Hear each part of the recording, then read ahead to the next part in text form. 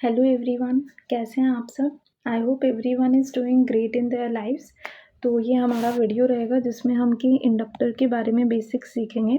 तो क्योंकि हम बेसिक्स सीख रहे हैं तो बेसिक्स में हमें क्या सीखना है, सिंपली ऑपरेशन क्या है, इसका ऑपरेशन क्या है और इसकी यूनिट क्या है, एसआई यूनिट के बारे में हम डिस्कस करेंगे। इसके हम प्रॉपर्टीज़ के बारे में डिस्कस करेंगे, जो भी हमारी इंडक्टर की प्रॉपर्टीज़ होती हैं।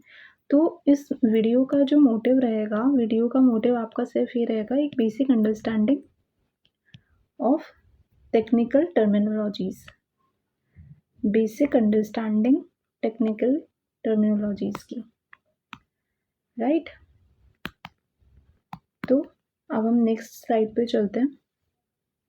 नेक्स्ट स्लाइड हमारी क्या बोलती है, व्हाट इज़ इंडक्टर। इंडक्टर होता क्या है। तो अगर हम डेफिनेशन से जाएं तो डेफिनेशन सिंपल है, it is a two terminal device. Means एक terminal, first terminal and second terminal, दो टर्मिनल डिवाइस होता है in which stores energy in magnetic field. Magnetic field, इसमें क्या हुआ, आपने एक कोर बनाया, आयरन कोर, उस पर क्या हुआ, आपने कॉइल को वाउंड कर दिया, राइट। तो ये हो गया आपका कोर और ये हो गई आपकी कॉइल जो कि आपने वाउंड करी है कोर के ऊपर।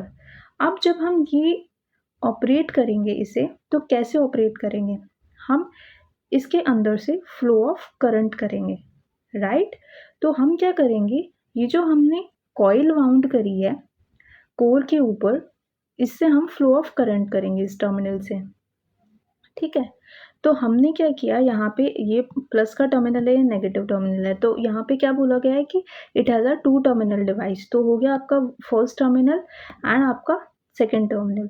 तो यहाँ से आपका क्या हुआ, फ्लो ऑफ करंट स्टार्ट हुआ।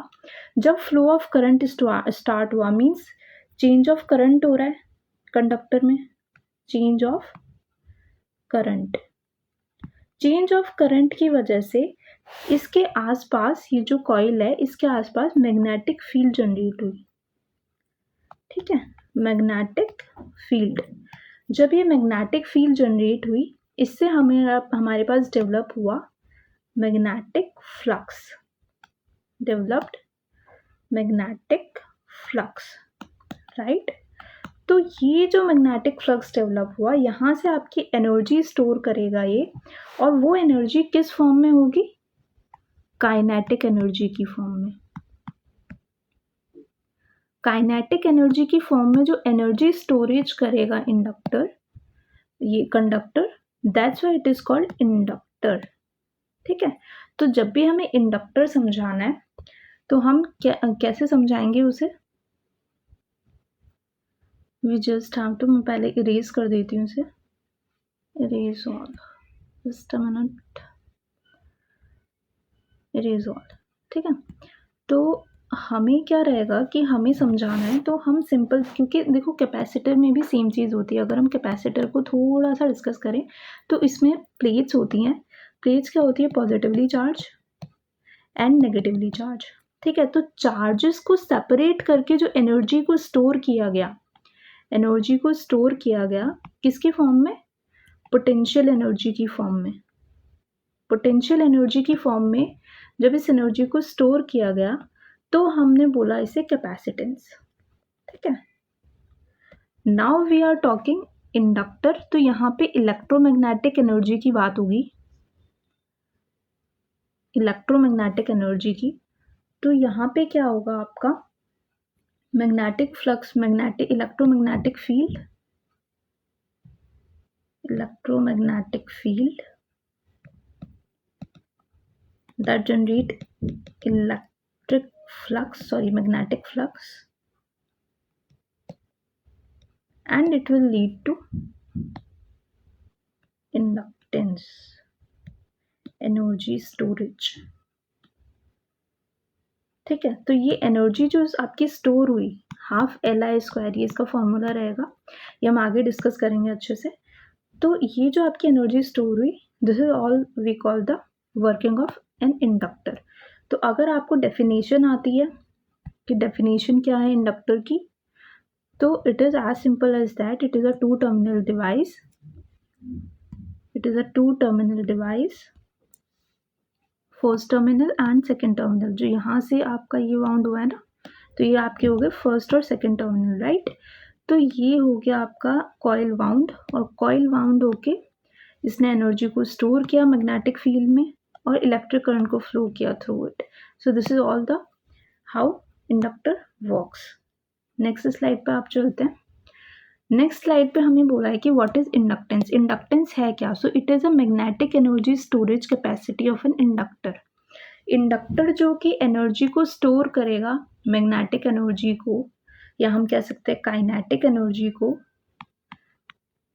ये कहलाएगा आपका inductance.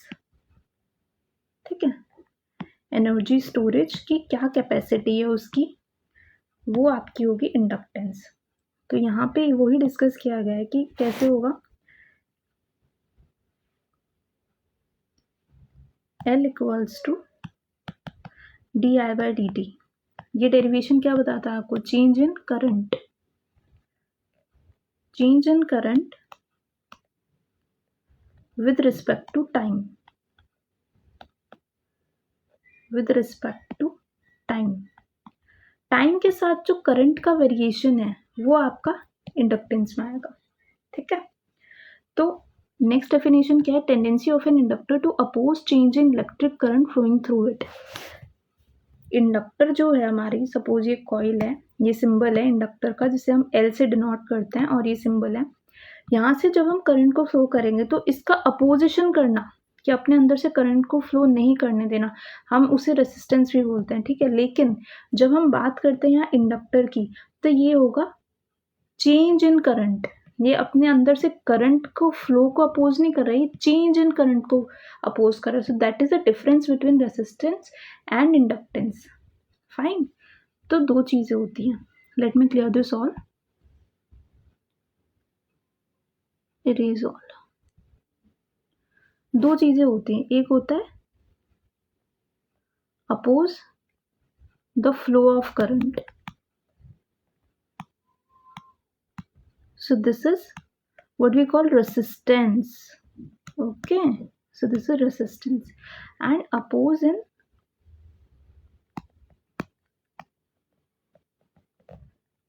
change in current through it. So this will be called as inductance.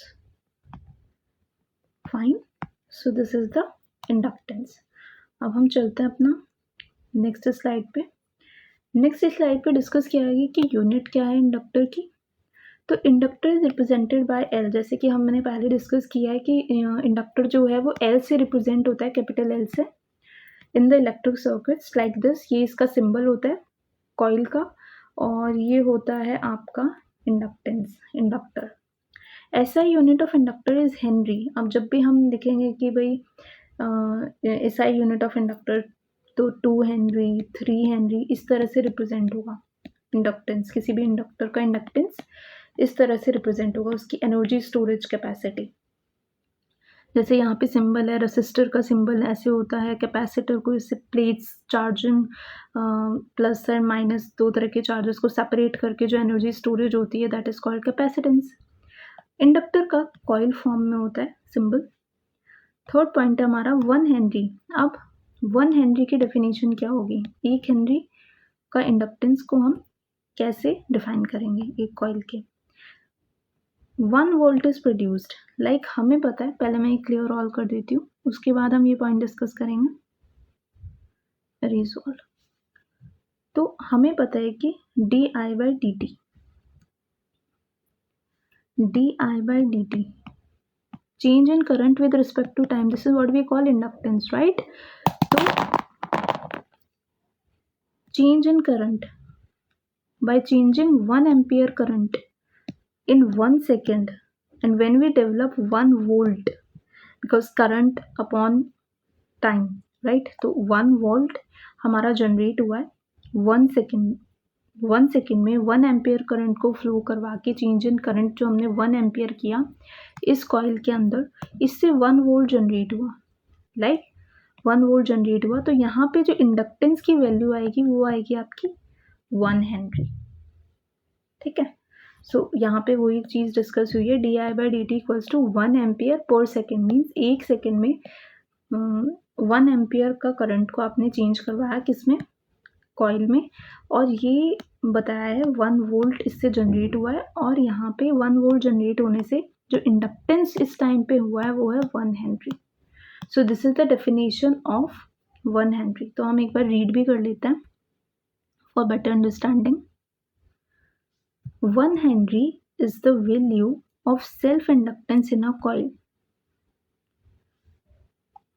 in which 1 volt is produced by a variation of the inducing current of 1 ampere per second। जब हमने 1 ampere per second current को induce करवाया एक coil के अंदर तो 1 volt हुआ produce. तो यहाँ पे जो इंडक्टेंस इस कॉइल का होगा इस टाइम पे वो होगा 1 हेनरी। आज सिंपल एज दैट। अब हम चलते हैं अपनी नेक्स्ट स्लाइड पे। यहाँ पे हमें प्रॉपर्टीज डिस्कस करनी है इंडक्टर की। फर्स्ट प्रॉपर्टी हम डिस्कस करेंगे पैसिव एलिमेंट। पैसिव एलिमेंट कैसे है, क्योंकि इंडक्टर एज अ लोड काम करेगा और एज अ सोर्स भी काम करेगा, डिपेंड्स उसका एनर्जी स्टोर्ड कैसा है। अगर एक इंडक्टर में सर्किट में आपने एक इंडक्टर यूज़ किया और इसमें कोई भी एनर्जी स्टोर नहीं है, अभी इस टाइम पे एनर्जी स्टोरेज इसका 0 है, दैट मीन्स ये एक लोड की तरह काम करेगा सर्किट में। फाइन। और यहाँ पे आपने एक इंडक्टर को यूज़ किया लेकिन इस टाइम पे इसका एनर्जी स्टोरेज सपोज है, काइनेटिक एनर्जी इसमें है, ऑलरेडी ये चार्ज्ड है वी कैन से, तब यहाँ पे ये एज अ सोर्स काम करेगा सर्किट। फाइन, दोनों केसेस आपको समझ में आए। तो I discuss it once more in easy language. First erase all. तो क्या होगा, दो केसेस हैं, यही कॉइल है, सेम कॉइल सर्किट में आपने यूज़ किया है।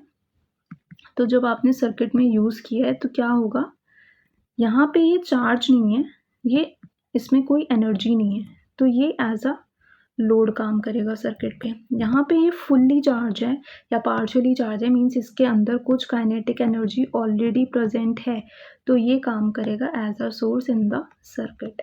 फर्स्ट पॉइंट क्लियर हो गया। इंडक्टेंस हमने डिस्कस कर लिया है, tendency to oppose change in current. इसके अंदर से करंट जो इसके अंदर है ऑलरेडी, सपोज 2 एम्पियर का है, बट 2 एम्पियर का करंट है और हम चाहते हैं 3 एम्पियर का करंट फ्लो हो, तो ये क्या करेगा, अपोज करेगा कि मेरे अंदर जो करंट चल रहा है 2 एम्पियर मैं वही रखूँगा, मैं 3 एम्पियर में नहीं जाऊँगा या 1 एम्पियर में मैं चेंज नहीं करूँगा। तो opposing change in current through it is called inductance, right. Linear element, simple, जैसे रेसिस्टर होता है, रेसिस्टर का हमने ग्राफ बनाते हैं ना वी और आई का, तो वो लीनियर आता है, लीनियरली जैसे करंट बढ़ेगा तो वोल्टेज बढ़ेगा। सेम इसमें ग्राफ बनता है वोल्टेज, बट यहाँ पे करंट ना आके change in current D I by D T, ये भी ग्राफ आपका लीनियर आता है। जैसे जैसे चेंज इन करंट बढ़ेगा वैसे वैसे वोल्टेज भी बढ़ेगा, क्योंकि मैग्नेटिक फील्ड और मैग्नेटिक फ्लक्स जनरेट हो जाएंगे।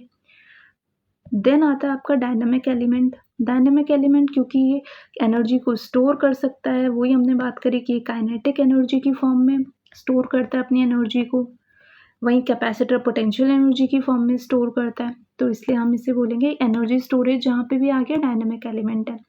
SI unit we already have discuss that it is henry, denote होता है कैपिटल एच से, और फॉर्मूला क्या है जो कि काइनेटिक एनर्जी स्टोर करता है, हाफ एल आई स्क्वायर। ये होता है आपका kinetic energy, energy stored bye inductor, energy store bye inductor.